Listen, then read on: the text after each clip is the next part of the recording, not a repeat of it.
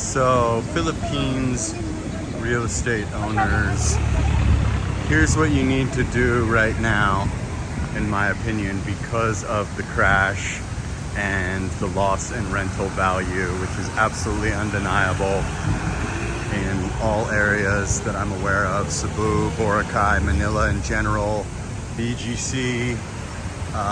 It's undeniable. You can look at any building and look at last year's prices, and the rent has gone down, and the purchase price in the secondary market has plummeted as well. Less in BGC, but certainly still it truly has. So what I would do, I've seen a lot of people when I was looking for a condo recently, that I just recently got one at about 700 per square meter in the best of the best in BGC, penthouse, etc. People even in Ortigas and other areas that are less in demand than BGC, I saw that they were standing firm on their prices and they haven't rented anything since September. So they've essentially already lost 4 or 5 months of rent. And what they were doing was actually moving backwards with price, which is absolute insanity to me. But, you know, the ego of people that think that they're rich, or maybe they are Philippines rich, is a bit wild. There was a lady that had a great one in Ortigas that I wanted because of certain amenities, and it was offered to me for 40, which thank God I didn't take it, because I scored something that's like 100 levels above it here in BGC. But then I tried to reach back out to her and kind of cut out the middleman, and then she said it was 45. There's a guy I know that's had a condo available since early September in Ortigas as well, in a prime complex, and he basically has been moving backwards with his price. He's bumped it up a bit, actually, in having absolutely no luck renting it. So, you know, I think what you need to do if you are a owner of a condo, you need to accept that yesterday's price is not today's price, sadly. It's just across the board, you know. The rental market is weak. Like I mentioned in a previous video with Gramercy, there is multiple units for like 23 right now that were definitely 30 or 35 a year ago, 2 years ago. I mean, there's just no denying that. There's no way around it. There's nothing, there's no argument you could ever make that can make that make sense, besides that the rental market is weakened, and that's a serious bad sign. So say that you're even wealthy. Like, there was a guy that jumped in the comment section and said, my friends own 12 condos here in Makati, and they don't care that they don't have tenants right now. And he said, you know, basically implying that they were rich. And I said, well, my dad owns multiple condos in Los Angeles, and he's rich, like actual America rich, and he cares if he has tenants in. Yes, he's getting, you know, $4 grand a pop, and that's more significant than your little $1,000 condo a month or whatever in Makati. But the reality is, even rich people give a shit about, you know, having to pay their, you know, HOA dues and, you know, property taxes, and, you know, their refrigerator eventually being full of fruit flies or maggots because they're leaving their unit empty for a year. It's just, I don't care how rich you think you are. You know, my dad probably has more money, or net worth is 100 times higher than yours, and he cares if his you know, places are rented or not. Generally, regardless of your wealth level, you want your condos rented, period. It's just how life works when you're a landlord. So you got to accept that yesterday's price is not today's price. It's simple as that. I've seen so many people, because I was in the market for a condo, that still to this day have not rented their condo that's been available for 5 months.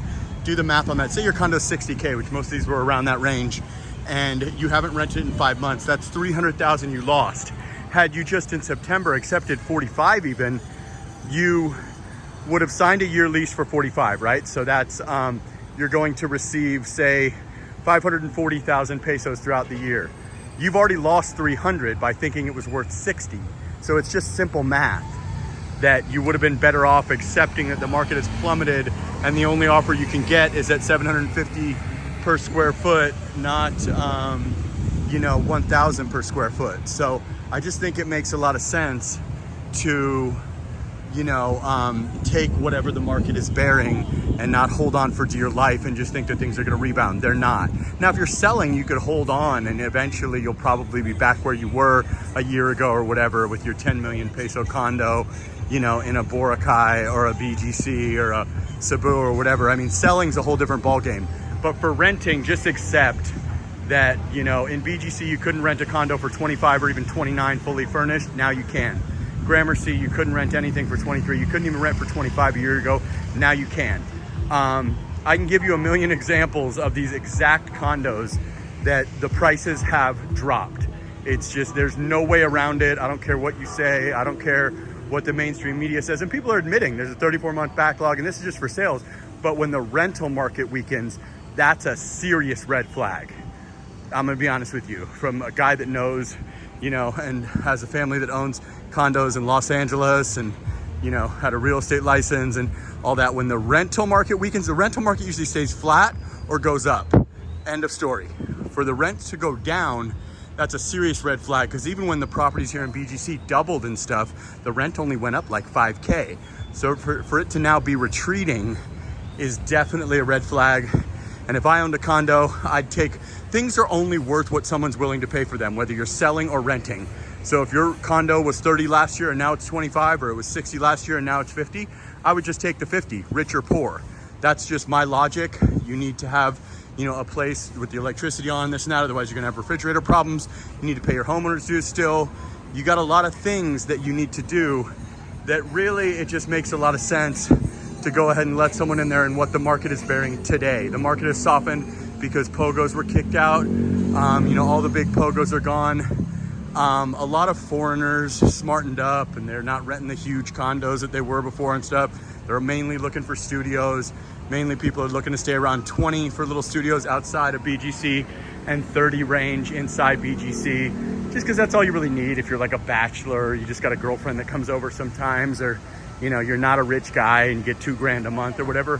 Why bother to try to be a big shot and rent one of these big condos? I was looking at the condo where I rented and I was asking a guy why this condo that was 55 that I was gonna offer 45 on that I didn't end up getting was still available 3 months later. And he goes, oh, well, everybody wants the studios.